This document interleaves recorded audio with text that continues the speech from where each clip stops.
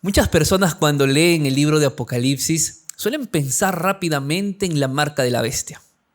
Piensan qué significa el 666 o incluso llegan a pensar en las plagas, en las copas de la ira de Dios, piensan incluso en las bestias que aparecen allí, pero olvidan lo más importante del libro de Apocalipsis. ¿Te ha pasado? Pues en la lección de esta semana vamos a entender qué es lo más importante del libro de Apocalipsis y cómo esto se relaciona con el Evangelio eterno.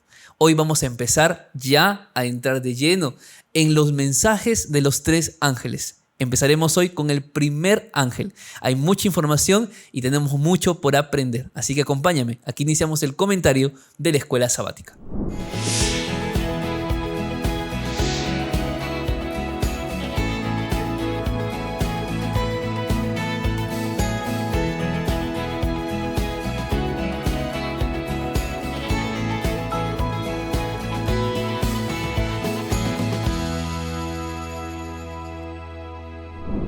¿Cómo están, queridos amigos? Bienvenidos a un nuevo estudio de la Biblia. Estamos hoy bendecidos por el estudio que tendremos de Apocalipsis capítulo 14. Hay un estudio maravilloso, así que quédate conmigo hasta el final.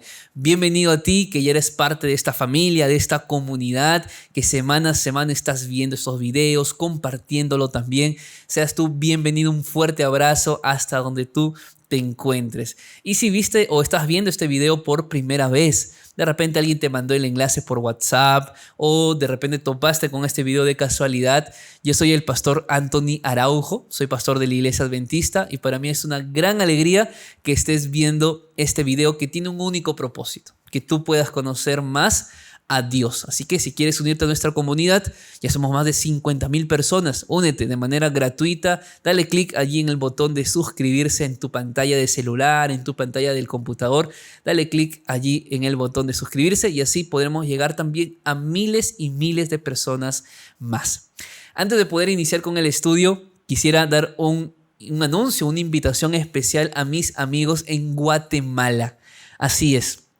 Porque desde el sábado 22 al sábado 29 de este mes de abril, yo estaré con ustedes, principalmente con mis amigos allí en Xesuc, en Totonicapán. Estaré acompañando en esta semana de evangelismo, Decídete por Jesús. Así que desde ya, si me estás viendo desde esta iglesia, pues comparte ya la invitación a tus amigos para que esa semana sea una semana especial y veamos muchas personas decidiéndose por Jesús. Pero si tú también estás cerca de Xesuc, de Totonicapán, pues acompáñanos del 22 al 29 de abril. Estaré junto a mi esposa participando de esta semana de evangelismo. Bien, vamos a orar entonces ya para empezar nuestro estudio de esta semana. Querido Padre y Dios que estás en el cielo, muchas gracias por tu amor, tu misericordia y porque colocaste este maravilloso libro de Apocalipsis para que podamos entenderlo. Y es lo que queremos empezar a hacer desde ahora. Que tu Espíritu Santo ilumine nuestra mente. A mis amigos, donde quiera que están, Señor, en casa, en un hospital, en la iglesia, en un mercado, en algún lugar abierto, donde quiera que se encuentren, que hoy podamos encontrarte a través de tu palabra. En el nombre de Jesús. Amén, Señor. Vamos a nuestro texto principal de la semana. En tu Biblia, por favor, busca Apocalipsis 14:6. Y vamos a leer, dice así: En medio del cielo vi volar otro ángel que tenía el evangelio eterno para predicarlo a los habitantes de la tierra, a toda nación, tribu, lengua y pueblo. El mensaje de los tres ángeles, queridos amigos, hermanos de iglesia, enmarca nuestro propósito de existencia. Hay muchos detalles que vamos a aprender en esta semana. Por ejemplo, ¿qué significa aquel ángel? ¿Quién es el ángel que vuela por el cielo y que predica? O, por ejemplo, ¿qué es evangelio? ¿Y por qué este evangelio es un evangelio eterno? En la lección de esta semana vamos a estudiar dos cosas fundamentales. Número 1, vamos a entender por qué el evangelio es evangelio eterno. Y número 2, vamos a comprender acerca de la misión de Cristo y la misión de la iglesia de Cristo. Así que Son temas muy importantes que vamos a desarrollar día por día. Empecemos con nuestro estudio. El día domingo de la lección lleva por título Un libro de esperanza lleno de gracia. Bueno, muchos no ven así Apocalipsis. Para muchos Apocalipsis es un libro hasta casi indescifrable. Es como que si Apocalipsis no se tuviera que tocar. Es un libro que solamente gente muy importante o muy estudiosa lo va a entender. No, no es así, ¿sabes? Apocalipsis es un libro que necesitamos todos aquí juntos poder estudiar y entender. A mí me da mucha tristeza, y debo confesarlo, cuando veo gente que está más preocupada por la marca de la bestia que por ser un buen cristiano. Gente que por allí va por el mundo tratando de colocar ideas que por último ni siquiera son bíblicas, son mera interpretación personal. Y trayendo zozobra, trayendo incertidumbre, miedo a las personas que no conocen el libro de Apocalipsis. Lo más triste es que olvidan que el propósito principal de Apocalipsis no es el miedo, no es el tema de las bestias, los símbolos, sino que lo más importante es Cristo Jesús. Si tú predicas de Apocalipsis o enseñas Apocalipsis y no hablas de Cristo y de su gracia, tú estás yendo por otro camino que no es el bíblico. Por una simple razón. Vamos a empezar leyendo Apocalipsis 1 para ver qué nos dice el primer versículo. Apocalipsis 1:1 dice así: La revelación de Jesucristo que Dios le dio para manifestar a sus siervos las cosas que deben suceder pronto. Las declaró enviándola por testimonio o por medio de su ángel a su siervo Juan. Mira esta cadena o este proceso. Jesucristo, a través de un ángel, hacia Juan, para que Juan muestre a la iglesia las cosas que deberían suceder pronto. Es como un proceso, ¿no? Un proceso desde que se emite el mensaje hasta que el mensaje se recibe. Claro, nosotros ya hemos recibido el mensaje. Aquí está el libro de Apocalipsis que Juan ha escrito. Pero me llama mucho la atención este texto. Número 1, por cómo empieza el texto. Dice la revelación de Jesucristo. No dice la revelación de la bestia, la revelación de la marca de la bestia, la revelación de las plagas, la revelación de Juan. No, es la revelación de Jesucristo. Lo más importante es Jesucristo. Lo más importante es esto, mi amigo. No hagas que la gente se asuste, sienta miedo. No prediques con intimidación. La revelación es de Jesucristo. ¿Qué significa, por ejemplo, revelar? ¿Acaso revelar no es mostrar? Entonces, ¿por qué sería un libro indescifrable si es la revelación? ¿Por qué sería un libro inentendible si está hecho para mostrar? Amigos, Apocalipsis, número 1, sí es entendible. Número 2, Apocalipsis es la revelación del mismo Cristo para ti. Número 3, Apocalipsis muestra la obra de Jesús luego de su ascensión al cielo, si quieres llamarlo. Número 4, Apocalipsis es el complemento de los evangelios. Llámalo así, Apocalipsis es el quinto evangelio. Porque después que Jesús asciende al cielo, vemos a Jesús plenamente en Apocalipsis. Así que Apocalipsis es un libro de esperanza. Si Cristo está en Apocalipsis, es un libro de esperanza. Si Cristo está en Apocalipsis, es un libro de gracia, es un libro de salvación. Por eso hay que darle el sentido correcto a Apocalipsis. Ahora, ¿qué nos dice el versículo número 3?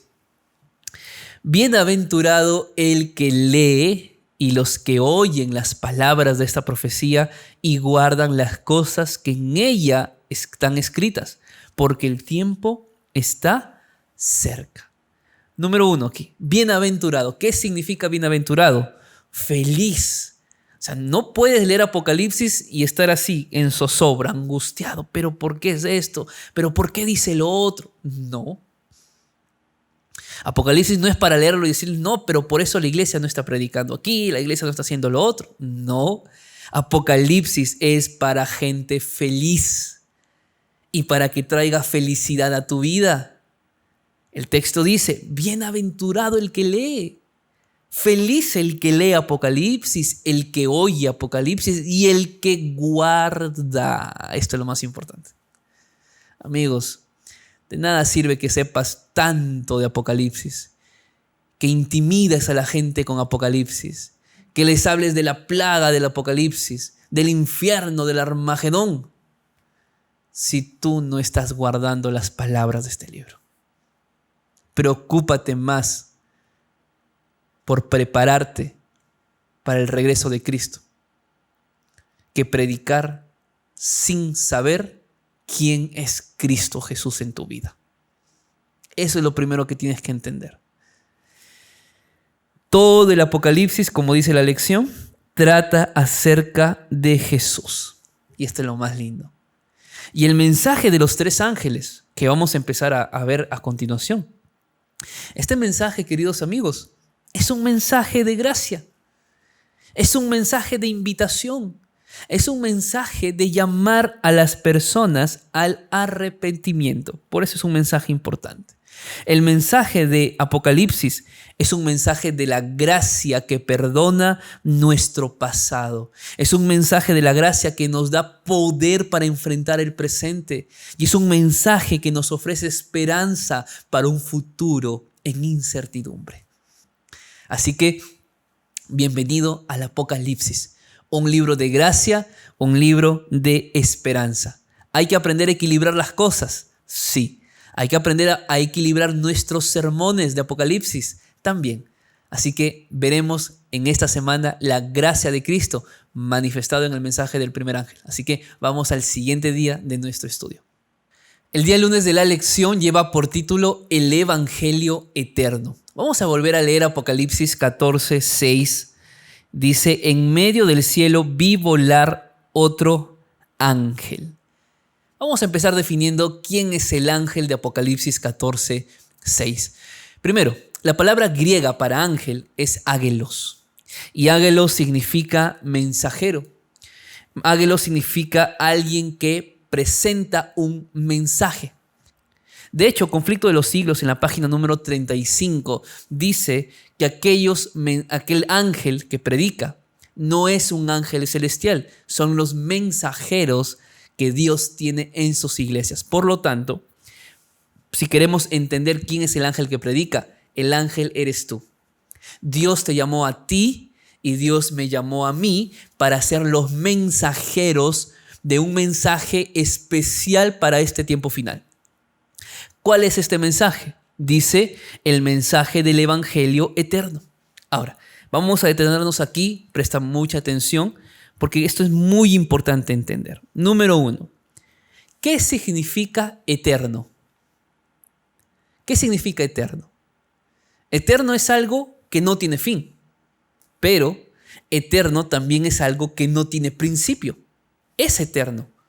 Mejor dicho, la duración no tiene inicio y no tiene fin. Y alguien dirá, pero, pastor, ¿pero acaso el Evangelio no se dio a partir de que Adán pecó?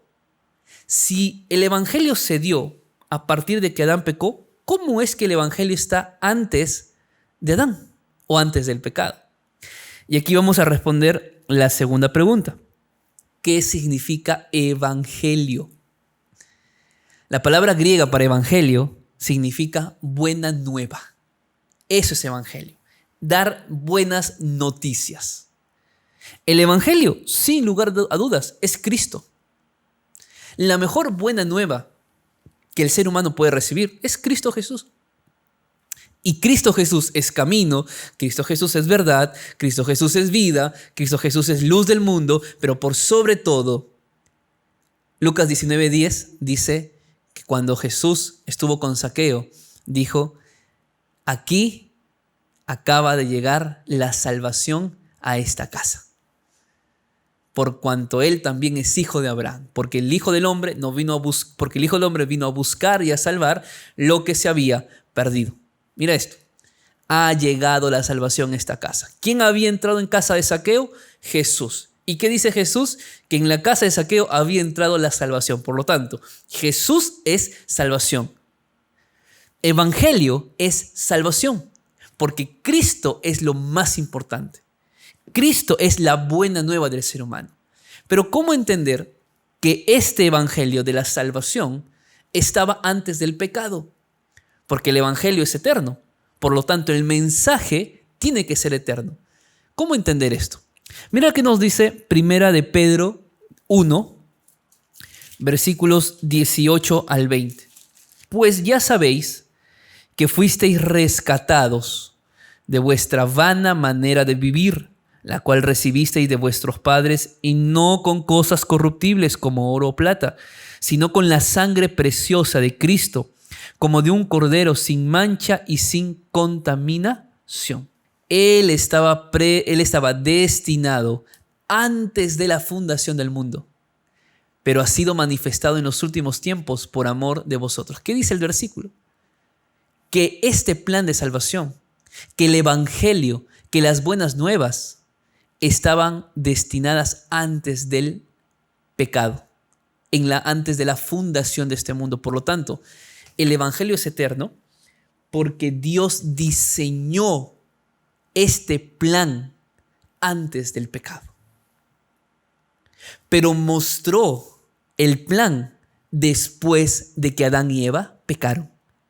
El evangelio, las buenas nuevas, son eternas porque Dios las pensó, las planificó antes de que el pecado ingresara, pero la mostró a Adán a través del primer sacrificio que ellos hicieron y las túnicas de pieles que Dios les colocó después del pecado.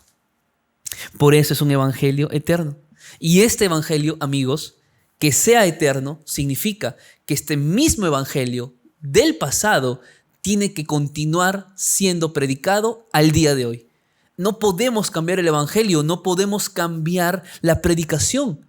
Si esta predicación fue hace miles de años atrás, necesita continuar siendo la predicación de ahora. Por eso, nunca vamos a poder entender cabalmente qué es la hora del juicio de Dios, qué significa la caída de Babilonia. No vamos a entender qué significa la marca de la bestia si primero no entendemos lo que es el evangelio. Y evangelio son buenas nuevas. ¿Cómo esto lo describe, por ejemplo, el apóstol Pablo? Vamos a leer Romanos capítulo 3, versículos 24 al 26. Y son justificados gratuitamente por su gracia, mediante la redención que es en Cristo Jesús, a quien Dios puso como propiciación por medio de la fe en su sangre, para manifestar su justicia a causa de haber pasado por alto en su paciencia los pecados pasados, con miras a manifestar en este tiempo su justicia, a fin de que Él sea justo y el que justifica al que es de la fe de Jesús. Número 1. La justificación es gratuita. ¿Qué significa esto en simples palabras? Dios te hace justo. ¿Entiendes? Dios te hace justo, pero tú dirás, pastor, pero en mí no hay nada justo. Bueno, en mí tampoco no hay nada justo. Por eso es Él quien nos justifica. No nos justifica por lo que tú eres, por lo que tú haces, por lo bueno que eres o lo malo que eres, porque nada de lo que hagamos alcanzará para justificarnos. Quien nos hace justos es Cristo Jesús a través de su gracia. Esto es lo lindo. Miren qué nos dice ahora Romanos 5, versículos 6 al 8. Cristo, cuando aún éramos débiles, a su tiempo murió por los impíos. Ciertamente apenas morirá alguno por un justo. Con todo pudiera ser que alguien tuviera el valor de morir por el bueno, pero Dios muestra su amor para con nosotros, que aún siendo pecadores, Cristo murió por nosotros. 4 aspectos importantes entonces que nos dice la lección. Tú lo tienes allí en el día lunes de la lección, yo lo voy a leer acá. 4 aspectos en estos pasajes de Romanos. Número 1, somos justificados gratuitamente por la gracia. Mi hermano, amigo, entiende, tú no puedes hacer nada para salvarte. Tú no puedes hacer nada humanamente para pensar que Cristo te va a hacer digno por lo que haces. Por eso leíamos en 1 Pedro 1:18 anteriormente que no fuimos comprados con oro y plata. Ni siquiera el oro y la plata es suficiente para comprar nuestra salvación y hacernos justos. Somos justos por la gracia de Dios. Número 2, la gracia es una declaración de la justicia de Dios. Número 3, la gracia justifica a quienes aceptan a Jesús por la fe. Y esto es lindo, muy lindo. Tú puedes ser justo si tú por la fe hoy aceptas a Cristo Jesús como tu Salvador. Qué lindo es esto. Y número 4, que Dios mostró su amor por nosotros cuando aún éramos pecadores. Cristo no esperó a ver un cambio en nuestra vida para morir por nosotros. Él, tal cual nos encontró, tal cual nos vio, murió para darnos vida eterna. ¿No te parece lindo lo que Jesús hizo por ti en la cruz? ¿No te parece maravilloso que Cristo haya colocado su propia vida para morir por nosotros? Mi amigo, no merecemos la gracia de Cristo. No somos dignos de ella. Pero Cristo lo hizo para que tú no vivas más en el pecado. Cristo murió para que tú no vivas más en la condición en la cual hoy tú te encuentras. La muerte de Cristo era nuestra muerte. La condenación era nuestra condenación, pero Cristo murió nuestra muerte para que la vida que Él es, nosotros también pudiéramos disfrutarla. ¿No te parece suficiente eso para dar gracias a Dios y vivir de acuerdo a los caminos del Señor? ¿O te parece que a esto que Jesús hizo tú tienes que añadirle algo más para ser salvo? ¿Qué vas a añadirle? No puedes añadirle nada. Lo que tienes que hacer es vivir amando al Señor. Y en respuesta a ese amor por lo que ella hizo por ti, obedecer los mandamientos. El Evangelio eterno es salvación. Y lo que hoy tú y yo somos llamados a predicar es que Cristo Jesús está dispuesto a transformar la vida de cualquier ser humano pecador y hacerlo justo por la sangre del Cordero. El día martes de la lección lleva por título Una historia de gracia. Cuando estaba yo comentando la lección número 1 que vimos hace 2 semanas atrás, hablamos un poco acerca del libre albedrío, la libertad que Dios nos dio. O sea, Dios no nos hizo robots. Él te creó con la capacidad de tomar decisiones. Alguna vez alguien me preguntó, y tal vez a alguien le pasó por su mente esta pregunta: ¿acaso Dios no se arriesgó al crear al ser humano o a sus criaturas en general con la capacidad de decidir? ¿No se arriesgó Dios al hacer eso? La respuesta es sí. Claramente Dios se arriesgó. Se arriesgó porque o creaba robots que lo obedezcan de manera programada, o creaba seres humanos que tengan libertad de amarlo y obedecerle. Sin lugar a dudas fue un riesgo, pero a veces los riesgos son necesarios para mostrar realmente el amor de Dios por nosotros. Y eso fue lo que pasó. El ser humano cayó en el pecado. Adán y Eva pecaron. No porque Dios no les dejó comer de un árbol. Ellos tenían cientos de árboles, pero solamente Dios les dijo, de este no, el resto sí. Pero Adán y Eva tomaron una mala decisión. Pero, ¿por qué hago esta introducción? Porque a Dios nada le toma por sorpresa. Para Dios no hay casualidades. Para Dios hay propósitos. Lo que pasa en tu vida, no creas que Dios no sabe. Y lo que estás por hacer, no creas que Dios tampoco sabe. Él sabe todo. A Dios nada le toma por sorpresa. Y la caída de Adán y de Eva tampoco le tomó por sorpresa. Por eso el Evangelio es eterno.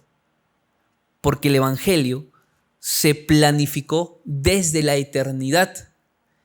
Y una vez el pecado había sido ejecutado por el hombre, Dios mostró ese plan de redención. Vamos a leer Apocalipsis capítulo 13. en el versículo número 8. La adoraron todos los habitantes de la tierra cuyos nombres no estaban escritos desde el principio del mundo en el libro de la vida del Cordero que fue inmolado. ¿Qué significa esto? Número uno, que hay un grupo de personas, o hay millones de personas, que lamentablemente sus nombres no están ni estarán escritos en el libro de la vida. Ahora, no es que no están escritos porque Dios no quiere escribirlos, sino porque adoran a la bestia. Y adoran todo lo que la bestia hace.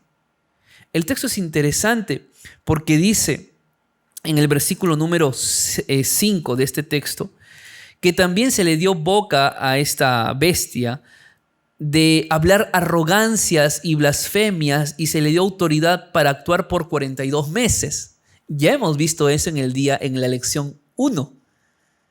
Los 42 meses, los 3 tiempos y medio, el tiempo, tiempos y medio tiempo o 1260 años, es lo mismo. Por lo tanto, sabemos quién es esta bestia.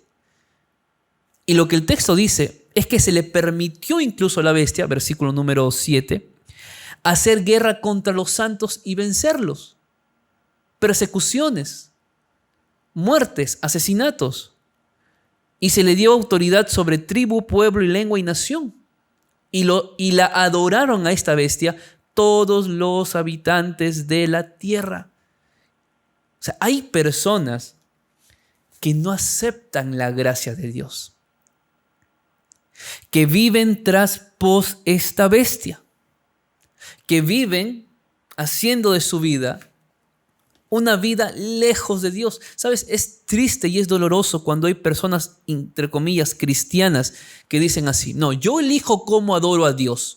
A mí nadie tiene que decirme si debo ir a la iglesia, si yo no voy, si hago esto, si hago lo otro. El evangelio es libertad. Sí, es libertad. Es cierto, el evangelio es libertad. No puedes tú decir que Dios te cautivó y vives oprimido en una iglesia o en una religión. Es libertad, pero es importante entender que esa libertad te debe llevar a vivir como Dios quiere que vivas, no como tú quieres vivir. Esa es la diferencia. Estos versículos de Apocalipsis 13:8 nos dice, amigos queridos, que el plan de la salvación, y 1 Pedro 1:18-20, que ya lo hemos leído en el día anterior, nos dice que el plan de la salvación no fue un plan de emergencia. No fue un plan de emergencia. Ya había un plan antes de que el ser humano cayera en pecado. Por lo tanto, el plan de la salvación se concibió en la mente de Dios antes de la rebelión de nuestros primeros padres en el Edén. ¿Qué dice acerca de esto? Deseado de todas las gentes. Página 13. ¿Tú lo tienes ahí en tu lección? Vamos a leerlo, que dice así: el plan de nuestra redención no fue una reflexión ulterior, un plan formulado después de la caída de Adán. Fue una revelación del misterio que por tiempos eternos fue guardado en silencio. Imagínate esto. Ya estaba el plan estaba en silencio. Esto es increíble. ¿Cómo Dios pudo hacer todo esto? Por eso Dios no fue tomado por sorpresa. Ya había un plan establecido. Y el texto continúa diciendo: fue una manifestación de los principios que desde las edades eternas habían sido el fundamento del trono de Dios. Si el plan de la salvación es gracia, si el plan de la redención es gracia, y la gracia de Dios estaba ya planificada desde antes que el ser humano pecara, es porque Dios es un Dios de gracia. ¿Cómo entonces puedes tú tenerle miedo a Dios? ¿Cómo entonces tú puedes ejercer un cristianismo bajo el temor de que Dios te castigue si no vas a la iglesia? Eso no es evangelio, eso no es gracia, eso no es vivir bajo el propósito de Dios. Tú tienes que ser feliz en la iglesia, tú tienes que ser feliz con Cristo Jesús. Lo que haces tiene que traerte felicidad, porque el evangelio eterno no solamente habla del pasado y del presente, sino que el evangelio eterno es la base de un futuro con esperanza. Vivamos, prediquemos el evangelio eterno, prediquemos las buenas nuevas, que el Cristo de gracia está dispuesto a perdonar nuestros pecados. El día miércoles de la lección lleva por título Vayan por todo el mundo. Hay un departamento de la iglesia que a mí me gusta mucho, es el servicio voluntario adventista. Yo fui misionero un año, hice un voluntariado de un año en Estados Unidos. Mi esposa hizo un voluntariado, por ejemplo, en la selva de Brasil. Y hay muchos jóvenes que hacen este tipo de actividad, o familias incluso, que van a lugares inhóspitos, lejanos, lugares de difícil acceso a predicar el evangelio. ¿Sabes? Cuando yo pienso en estas personas que hacen un voluntariado en lugares fuera de su comunidad, yo no termino de entender cómo hay tantos cristianos que se pelean entre cristianos por tratar de defender su iglesia. No concibo en mi mente ver que habiendo tanta gente que ni por primera vez escucharon acerca de Jesús, haya gente que se pelea tratando de defender qué iglesia sí, qué iglesia no. No concibo en mi mente cómo existiendo gente que ni siquiera escuchó de la primera venida de Jesús, haya gente que ande peleándose entre religiones, entre denominaciones. No, amigos, no es el camino. Yo estaba sacando un reporte que encontré en internet de páginas confiables, claramente. Y existe en el mundo, en todo el mundo, entre 4.000 a 4.300 religiones en el mundo. Ojo, religiones, no denominaciones. Te voy a explicar. Religión, cristianismo. Dentro del cristianismo están un sinfín de denominaciones. Adventistas, católicos, testigos, mormones, evangélicos, presbiterianos, luteranos, etcétera, etcétera. Esos son denominaciones del cristianismo. O sea, una religión es cristianismo. Luego están los musulmanes, luego están los budistas, están los judíos. O sea, 4.300 religiones y dentro de ellas miles y miles y miles de denominaciones. Esa idea de pensar que todo el mundo es cristiano, amigo, es falso. Falso. De hecho, el cristianismo representa solo el 31% de la población mundial. Solo es el 31%. Hay un 69%, o si queremos poner números redondos, hay un 70% que no sabe quién es Dios. 70%. Y el 30% anda peleándose internamente. Y hay un 70% que no conocen quién es Dios. ¿Sabes qué es lo más triste de este 70%? Utilizando la palabra triste. Que del 70% o de ese 100% de no cristianos, el 68% no tiene ni un amigo cristiano. ¿Cómo si no tienen un amigo cristiano le van a hablar de Cristo? Hermanos, hay mucho por hacer en el mundo. Si tú estás cómodo en tu iglesia, cómoda, mirando cómo hacen las cosas y criticando cómo hacen las cosas, tú no mueves un solo dedo, una sola mano para ayudar, no das una sola idea. Es difícil pensar que hay todavía personas que no están trayendo almas a los pies de Cristo. Y tienen 10, 20, 30 años en la iglesia. ¿Sabes lo que dice el Espíritu de Profecía? Que no es posible que una vida que ha sido convertida por Dios sea una vida estéril e inútil. O sea, no podemos vivir sin predicar el Evangelio, sin traer personas a los pies de Cristo. Tú dirás, pastor, pero yo no sé dar estudios bíblicos. Bueno, no es la única manera. Dios te dio dones, Dios te dio talentos. Puedes predicar el Evangelio de diferentes maneras. Quizá te gusta cantar, te gusta hacer alguna otra cosa. No es simplemente un estudio bíblico, hay muchas maneras, pero debes hacer la misión, debes cumplir la misión. Hay un dato interesante para los que somos adventistas, los que están en Perú. Voy a dar un dato importante, ¿no? Del Perú, 1 de cada 80 personas es adventista. En Sudamérica cambia un poquito, 1 de cada 138 personas es adventista. No está tan mal que digamos. En Norteamérica, aquellos que me están viendo desde allá, 1 de cada 292 personas es adventista. Pero ya cuando vamos a la ventana 1040, a los países donde la predicación no es permitido. 1 de cada 93,000 personas es adventista. ¿Tú te imaginas el desafío grande que tenemos como iglesia de predicar el evangelio? No podemos perder el tiempo en otras cosas que no sea predicar el evangelio. Con niños, con jóvenes, con adolescentes, con todos los departamentos de la iglesia podemos predicar el evangelio.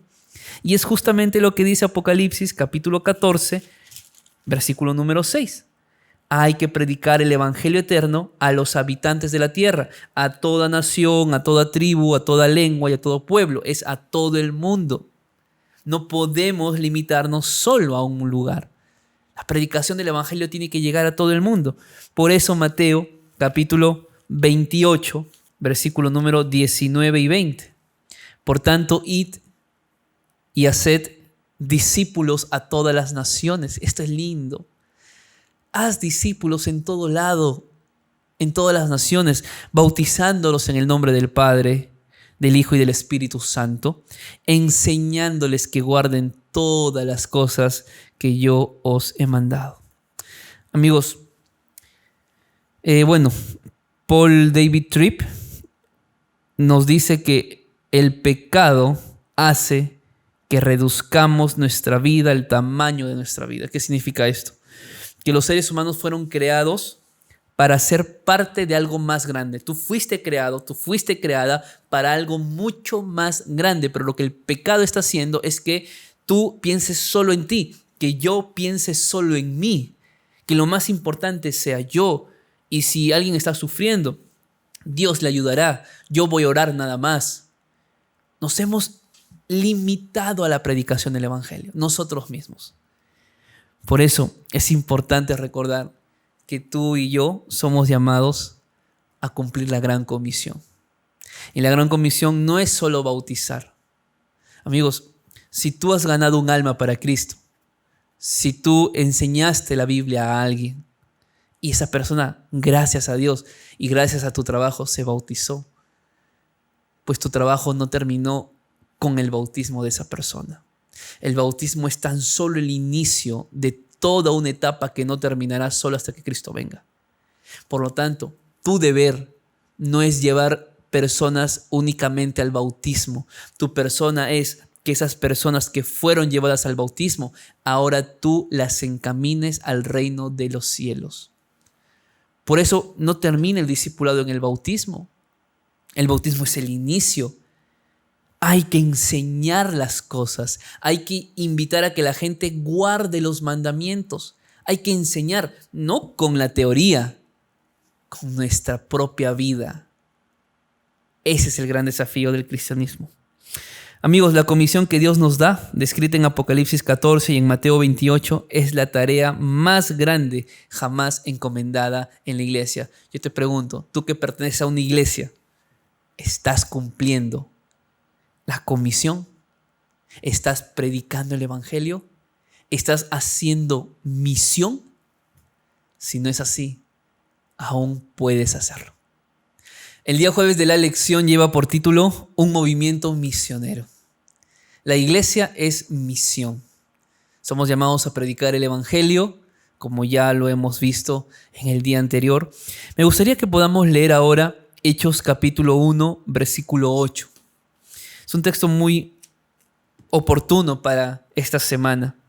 Dice lo siguiente, Hechos 1:8, pero recibiréis poder cuando haya venido sobre vosotros el Espíritu Santo. Y me seréis testigos en Jerusalén, en toda Judea, en Samaria y hasta lo último de la tierra. Poder. ¿Sabes? Es muy fácil predicar sin el Espíritu Santo. Es muy fácil cantar una alabanza sin el Espíritu Santo. Es muy fácil ser un líder de iglesia, estudiar la lección y compartirla en un sábado sin el Espíritu Santo. Y es triste. A veces no nos damos cuenta. No se puede, no es visible.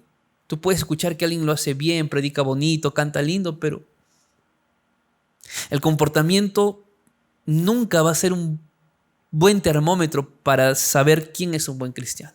No siempre es así. Hay gente que nos parecía muy linda, muy importante, muy buen cristiano, pero que su vida estaba destruida por dentro de pecado. Sin ánimo de condenar, sin ánimo de juzgar lo que estoy diciendo, pero si algo tenemos que pedir ahora es al Espíritu Santo. No esperes que tu iglesia haga una semana de oración para pedir al Espíritu Santo. En tu casa, a solas, pide la unción del Espíritu Santo. Pide que el Espíritu Santo te transforme de adentro y se muestre, se evidencie afuera. Que esa impaciencia que había en tu vida ahora se cambió por paciencia. Que ese rencor, esa ira, ese odio de tu corazón ahora se cambió por perdón y por amor.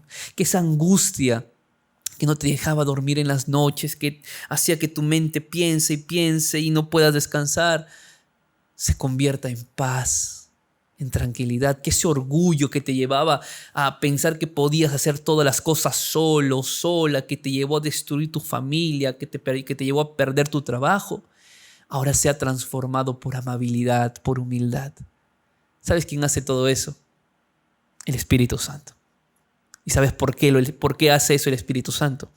Porque el fruto del Espíritu es el amor, el gozo, la paz, la paciencia. No eres tú quien hace todo eso. No vas a poder. Por eso es importante pedir al Espíritu Santo. Porque cuando tengamos al Espíritu Santo, recibiremos poder para predicar el Evangelio.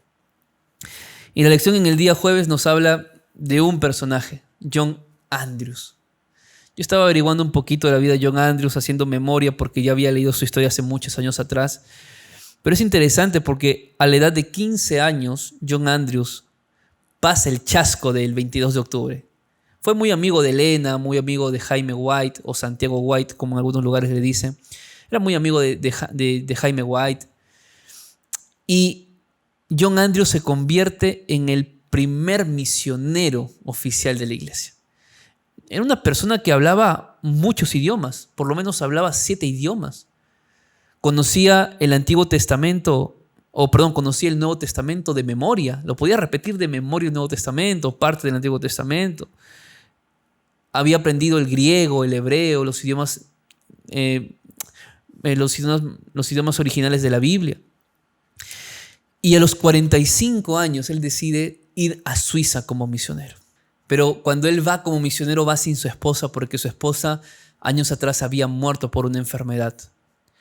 Y 2 de sus hijos también habían muerto muy pequeños con la tuberculosis. Pero aún así él decide irse con sus 2 hijos que quedaban vivos hacia Suiza. Es interesante, amigos, porque él decide entregar todo por Cristo. Todo, me refiero a todo, porque él muere muy joven, muere con 54 años. ¿Y sabes cómo murió? Murió también por la tuberculosis. Los últimos $500 que él tenía en su bolsillo, antes de morir escribió y dijo que estos $500 sirvan para continuar predicando el Evangelio. Amigos, la predicación del Evangelio eterno atraviesa fronteras geográficas. Si tú tienes la oportunidad de salir de casa y hacer misión en otros países, hazlo. Pero si no tienes esa oportunidad, haz misión en tu iglesia. No puedes quedarte con los brazos cruzados. Hay una cita que está en Testimonios para la Iglesia, en el tomo 9, página 17, que dice así: en un sentido muy especial, los adventistas del séptimo día han sido colocados en el mundo como centinelas y transmisores de la luz. Qué lindo. Hay una responsabilidad muy especial sobre la iglesia adventista. Si tú eres adventista del séptimo día, no puedes quedarte sin levantar la luz que es Cristo Jesús. El texto continúa diciendo: a ellos ha sido confiada la tarea de dirigir la última amonestación a un mundo que perece. La palabra de Dios proyecta sobre ellos una luz maravillosa. Una obra de la mayor importancia le ha sido confiada: proclamar los mensajes del primero, segundo y tercer ángeles. Ninguna otra obra puede ser comparada con esta y nada debe desviar nuestra atención de ella. Dos cosas. En este tiempo, Dios pide que la iglesia adventista predique el mensaje de los 3 ángeles. Hoy hemos visto parte del mensaje del primer ángel, el evangelio eterno. En la siguiente semana nosotros estudiaremos acerca del temor a Dios, porque este mensaje dice así: temed a Dios y dadle gloria, porque la hora de su juicio ha llegado. ¿Qué es el temor a Dios y qué significa la hora del juicio llegó? Todos esos detalles los vamos a estudiar en las siguientes lecciones. Pero en la lección de esta semana es importante recordar: Cristo aún tiene gracia para sus hijos. No importa qué tan lejos hayamos ido, no importa qué tan lejos hayamos corrido de Dios o en qué cosas nos metimos para poder encontrar aparentemente tranquilidad y felicidad y no lo hemos conseguido. No importa cuántos pecados estemos cargando al día de hoy. Cristo Jesús quiere perdonarte. Cristo Jesús quiere liberarte, quiere limpiarte y quiere hacerte justo por la sangre que Él derramó en la cruz del Calvario. El Evangelio eterno es gracia. Predica el Evangelio eterno y muestra al mundo con tu testimonio que tú también recibiste ese Evangelio eterno en tu vida. Que Dios te bendiga, que Dios te guarde. Conmigo será hasta la siguiente semana y recuerda, comparte este video con alguien que necesita de la gracia de Cristo Jesús. Nos vemos hasta la siguiente semana.